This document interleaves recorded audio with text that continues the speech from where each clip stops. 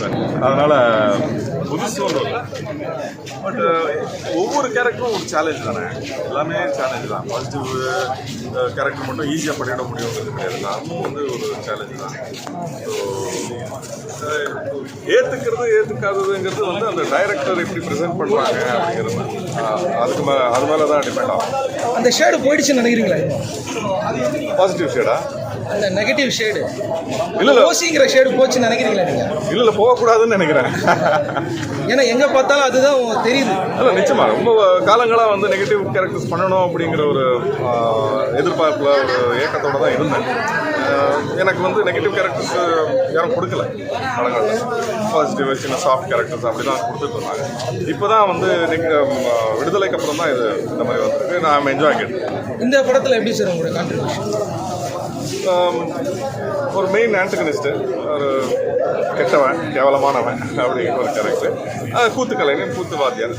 இந்த கூத்து கலையெல்லாம் வந்து ஓரளவுக்கு கற்றுக்கிட்டு இந்த படத்தில் எவ்வளோ தேவையோ, இந்த படத்துக்கு படம் ஷூட்டிங்க்கு எவ்வளோ தேவையோ அந்த அளவுக்கு கற்றுக்கிட்டு ட்ரெயின் பண்ணி அக்செப்ட் பண்ணுறதுக்கு என்ன ரீசன் சார்? இல்லை அவ்வளோ பியூட்டிஃபுல்லான ஒரு ஃபஸ்ட்டு வந்து ஒரு பைலட் எடுத்திருந்தார் பாரி. அந்த பைலட் வந்து ஒரு 8 நிமிஷத்துக்கான ஒரு பைலட். அந்த பைலட் பார்த்த உடனே நான் வந்து இப்படி எடுத்திருக்காங்க இந்த பைலட், எத்தனை நாள் எடுத்தீங்கன்னு கேட்டேன்.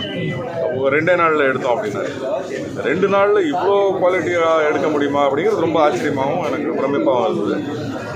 அதுலேயே அந்த பைலட் பார்த்த உடனே நான் டிசைட் பண்ணியிருந்தேன், இது பண்ணலாம் இந்த படம் அப்படின்னு.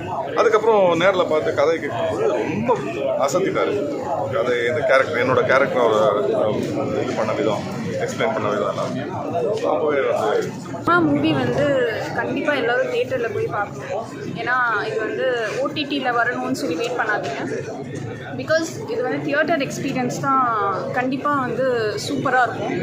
அண்ட் த ஹோல் க்ரூ வந்து சூப்பராக பண்ணியிருக்காங்க. அந்த டைரக்டர், எடிட்டர், சினிமாட்டோகிராஃபர் எல்லாருமே வந்து செம்ம ஒர்க் பண்ணியிருக்காங்க. எல்லாருமே லைக் என்ன சொல்கிறது, சூப்பர் ஒர்க், வார்த்தையே இல்லை. அண்ட் கண்டிப்பாக வந்து மூவி எல்லாருக்கும் பிடிக்கும். வித் ஃபேமிலி அண்ட் ஃப்ரெண்ட்ஸ் வந்து பார்க்கலாம். கமர்ஷியலாக இருக்க படம்? கமர்ஷியல்னா சொல்லலாம், பட் கண்டிப்பாக இது தெருக்கூத்து பேஸ் பண்ணி ஒரு மூவி. ஸோ தெருக்கூத்து தெரியாதவங்க தேட்டருக்கு வந்தாங்கன்னா கண்டிப்பாக அது பிடிக்கும். ஸோ எல்லோரும் வந்து பாருங்கள். இந்த மாதிரி மூவிஸ்க்கு வந்து சப்போர்ட் பண்ணுங்கள்.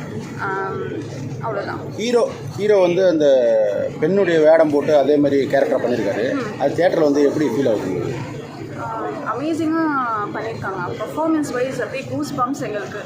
பிகாஸ் புதுசாக லீடாக பண்ணியிருக்காரு. அண்ட் இந்த மாதிரி ஒரு கான்செப்ட் எடுத்து டைரெக்ஷனும் பண்ணியிருக்காங்க.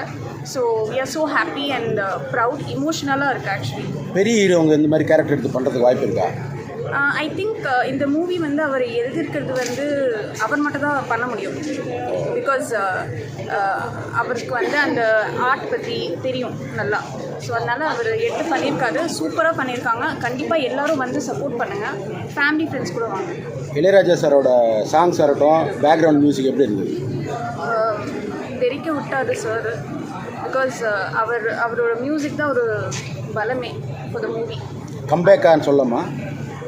யா, டெஃபினெட்லி வி கேன் சே கம்பேக்னு சொல்லலாம். ஒரு காட்டு மல்லி அந்த பாட்டு மாதிரி ஒரு பாட்டு கொடுத்துருக்காரு. And one more song also will be coming after the release, I think so. So கண்டிப்பாக வந்து ரீச் ஆகும். எல்லாருக்கும் இந்த சாங்ஸ் பிடிக்கும்.